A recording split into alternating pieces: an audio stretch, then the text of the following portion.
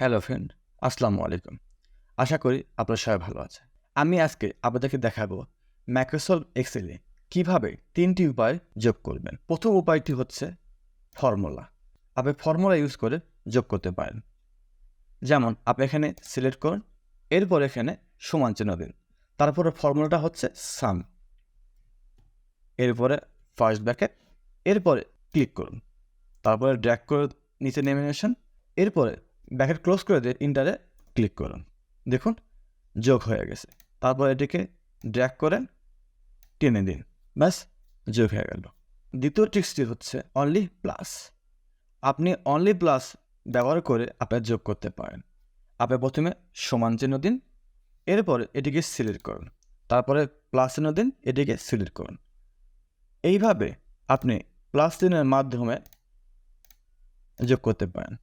এরপরে এন্টার দিন, দেখুন আপনার যোগ চলে আসছে। এরপরে ড্র্যাগ করে টেনে দিন, ব্যাস যোগ হয়ে গেল।